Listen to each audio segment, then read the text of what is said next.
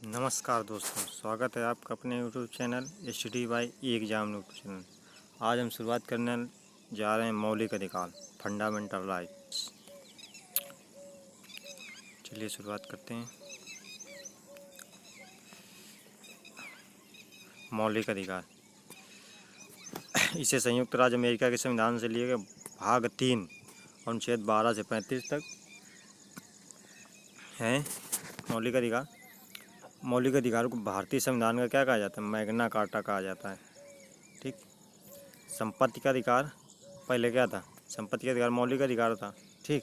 अब क्या हो गया? संपत्ति का अधिकार मौलिक अधिकार न होकर क्या हो गया है? कानूनी अधिकार हो गया। कब से? 44वें संविधान संशोधन 1978 ईस्वी में संपत्ति के अधिकार को मौलिक अधिकार से हटाकर अनुच्छेद 300 के 1 के अंतर्गत कानूनी अधिकार कर दिया गया है। देखते हैं फंडामेंटल राइट। समता या समानता का अधिकार अनुच्छेद 14 से 18। स्वतंत्रता का अधिकार कितना? अनुच्छेद 19 से 22। और शोषण के विरुद्ध अधिकार, ठीक, अनुच्छेद 23 से 24। धार्मिक स्वतंत्रता का अधिकार अनुच्छेद 25 से 28। संस्कृत और शिक्षा संबंधी अधिकार अनुच्छेद 29 से 30। और संवैधानिक उपचारों का अधिकार अनुच्छेद 32।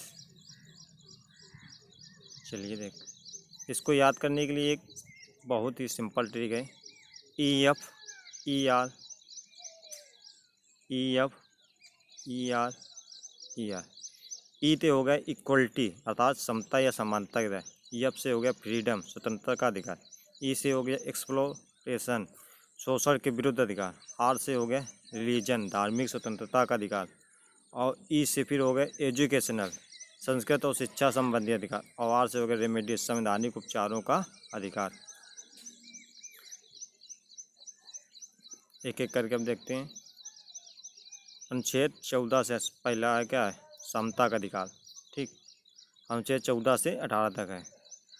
अनुच्छेद 14 क्या कहता है? विधि के समक्ष समानता, अर्थात इसका अर्थ यह है कि कानून के सामने सब एक समान है तथा राज्य सभी व्यक्तियों के लिए एक समान कानून बनाएगा तथा उन पर एक समान कानून लागू करेगा। अनुच्छेद 15 क्या कहता है? धर्म नस्ल जाति लिंग या जन्म स्थान के आधार पर भेदभाव पर निषेध। क्या है? भेदभाव पर निषेध, अर्थात राज्य के द्वारा धर्म जाति लिंग नस्ल या जन्म स्थान के आधार पर नागरिकों के प्रति जीवन के किसी भी क्षेत्र में भेदभाव नहीं किया जा सकता है। अनुच्छेद 16 क्या कहता है?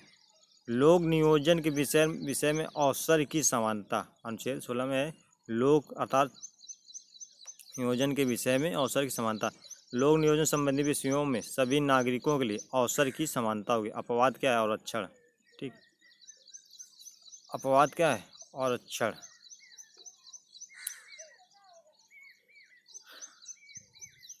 अनुच्छेद 17 कहते हैं अस्पृश्यता का अंत। ठीक।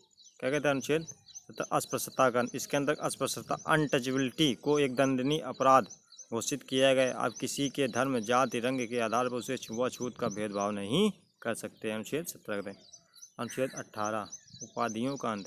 इसके अंदर उपाधियों को समाप्त कर दिया गया। अब भारत का कोई भी नागरिक अपने नाम से पहले कोई भी उपाधि नहीं लगा सकता है। उदाहरण स्वरूप स्वतंत्रता से पूर्व कुछ उपाधियाँ थी, जैसे महाराज, सुल्तान, बादशाह, राह बहादुर। इस तरह की सब उपाधियों को समाप्त कर दिया गया है। ठीक। राष्ट्रीय पुरस्कार जैसे कि भारत रत्न, पद्म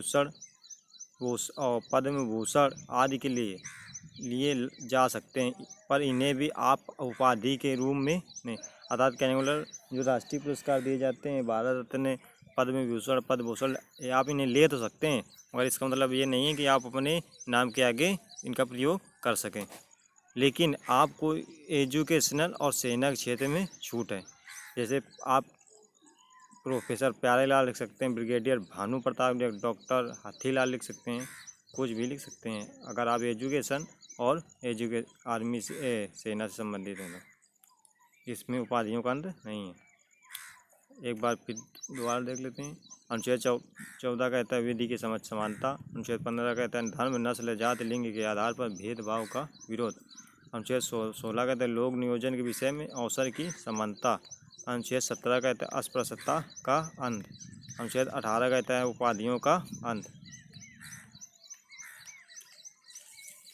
अब देखते हैं दूसरा मौलिक अधिकार क्या है, स्वतंत्रता का अधिकार, जो अनुच्छेद 19 से 22 तक है।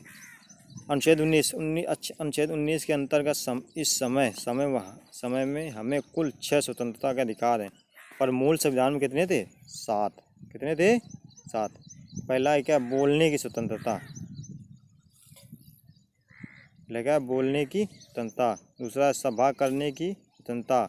और अनुच्छेद 19 का सी क्या कहता है? संगठन बनाने की स्वतंत्रता। 19 डी कहता है देश में कहीं भी आवक अर्थात कहीं भी घूमने की स्वतंत्रता। अनुच्छेद 19 का ई कहता है किसी भी क्षेत्र में निवास, आप देश में किसी भी राज्य में निवास कर सकते हैं। ठीक।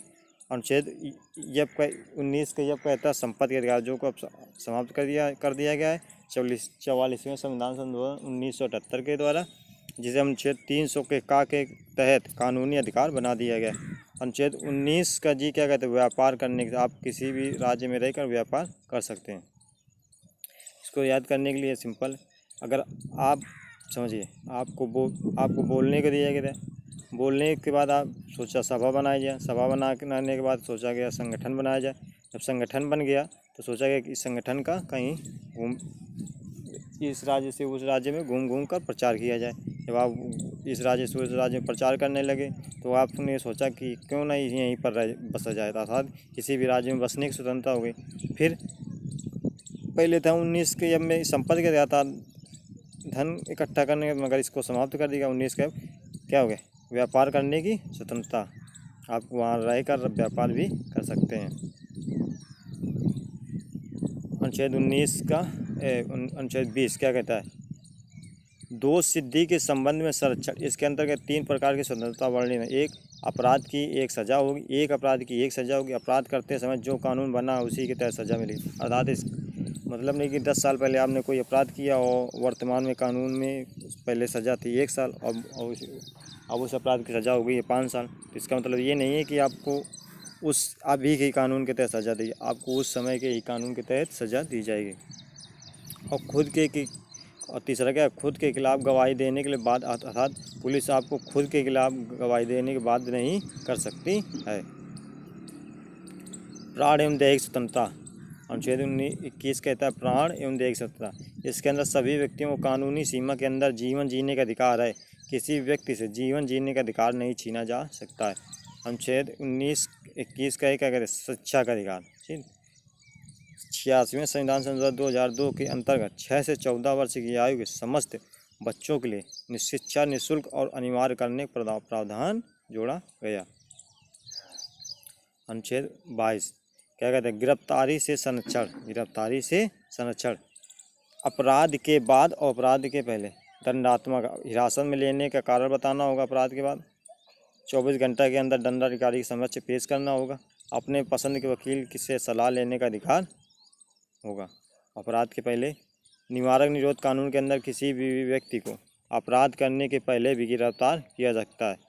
वारंट दिखाने की कोई ज़रूरत नहीं। ऐसे व्यक्ति को बिना दंडाधिकारी के समक्ष पेश किए 3 महीने तक जेल में रखा जा सकता है। अगला देखते हैं। अगला मौलिक अधिकार है तीसरा, शोषण के विरुद्ध अधिकार। अनुच्छेद 23 से 24। अनुच्छेद 23 क्या कहते हैं? मानव के दुर्व्यापार और बंधुआ मजदूरी पर प्रतिबंध है। अर्थात आप किसी भी व्यक्ति पर कोई भी उसका दुर्व्यापार नहीं कर सकते तथा उस पर कोई भी उससे कोई भी बंधुआ मजदूरी नहीं करा सकते। समझे? इसके अंतर्गत किसी व्यक्ति की खरीद बिक्री नहीं की जा सकती और ना ही उसे जबरदस्ती मजदूरी करवाई जा सकती। इसका उल्लंघन करना एक दंडनीय अपराध है। अनुच्छेद 24 बाल नियोजन पर प्रतिबंध। ठीक। 14 वर्ष से कम आयु वाले किसी बच्चे को कारखानों, खदानों या अन्य जोखिम भरे काम पर नियुक्त नहीं किया जा सकता। धार्मिक स्वतंत्रता का अधिकार। अंतःकरण की धार्मिक रीति रिवाज मानने की और धर्म का प्रचार प्रसार करने की स्वतंत्रता। इसके अंदर कोई भी व्यक्ति किसी भी धर्म को मान सकता है, उसके रीति रिवाज को मान सकता है, धर्म प्रचार भी कर सकता है। अनुच्छेद 25 के तहत धार्मिक स्वतंत्रता अंतःकरण धार्मिक रीति रिवाज मानने की और धर्म का प्रचार प्रसार करने की स्वतंत्रता है। अनुच्छेद 26 धार्मिक कार्यों के प्रबंध की स्वतंत्रता। ठीक, इसके अंदर कोई भी व्यक्ति अपने धर्म के लिए संस्थाओं की स्थापना, कानूनी रूप से धार्मिक संपत्ति का अर्जन, स्वामित्व व प्रशासन करने का, अर्थात हिंदू अपने लिए मंदिर बनवा सकता है, मुस्लिम अपने लिए मस्जिद, सिख अपने लिए चर्च। ठीक,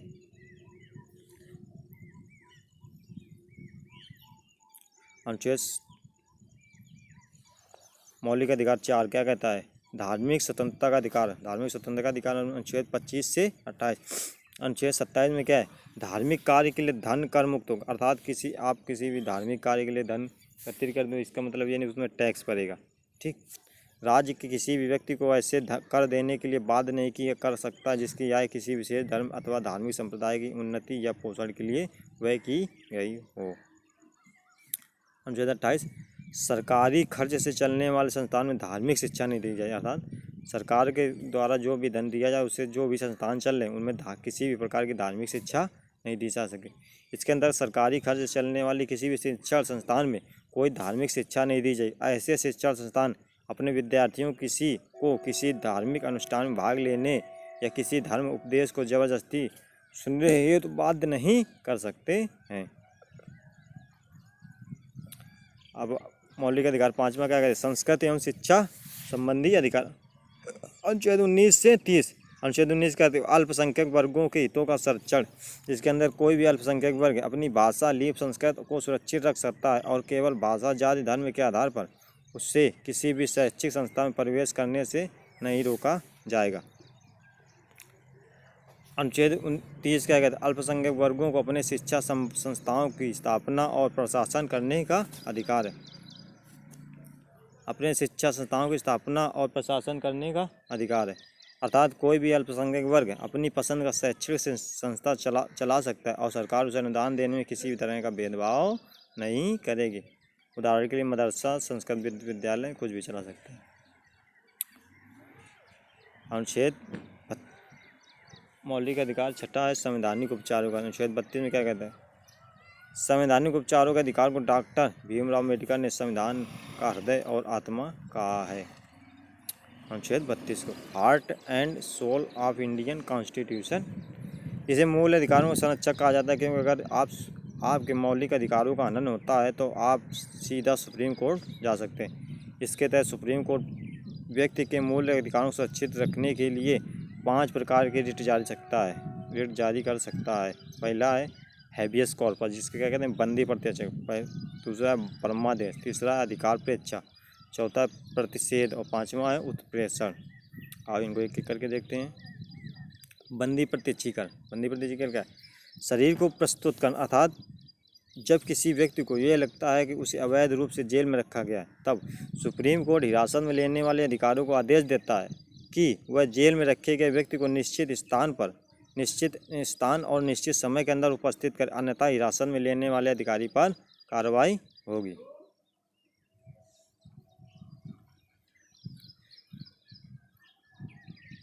दूसरी रिट क्या है? परमादेश।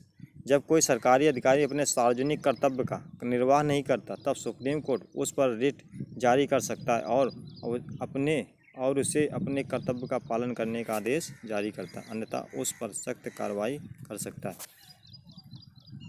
आप देखते होंगे बैंकों में जैसे जाओ तो लाइन लगी होगी मगर कोई काउंटर खाली होगा, ठीक, वहाँ पर क्या कहेंगे? सर्वर नहीं। मगर इधर क्या होगा? चल रहे। इसका मतलब ये कि अगर ये कर्मचारी अपना कार्य नहीं कर रहा है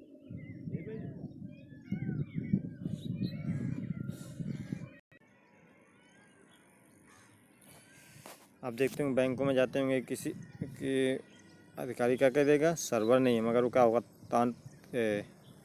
3 पत्ती गेम खेलने में बिजी हो। तो अगर इस तरह के अधिकारियों के खिलाफ आप सुप्रीम कोर्ट में परमादेश रिट जारी करवा सकते हैं।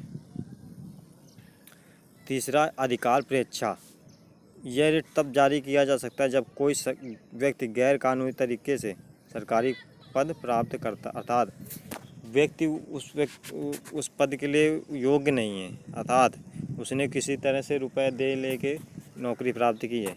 अगर सरकार को पता चल जाए तो ये इस प्रकार की अधिकार परीक्षा रिट जारी कर। क्या होता है प्रतिषेध, यह आदेश सर्वोच्च न्यायालय तथा उच्च न्यायालय द्वारा निम्न न्यायालय को जारी किया जाता है और आदेश दिया जाता है कि इस मामले में अपने यहाँ कार्रवाई न करने, क्योंकि यह मामला उनके अधिकार क्षेत्र के बाहर है। अर्थात जैसे जो जिले न्यायालय होंगे अगर, और जो उच्च न्यायालय और सर्वोच्च न्यायालय, जैसे उत्तर प्रदेश का मुकदमा है और उत्तराखंड में चल रहा है, तो उत्तराखंड का हाई कोर्ट क्या कहेगा कि आप उत्तर प्रदेश को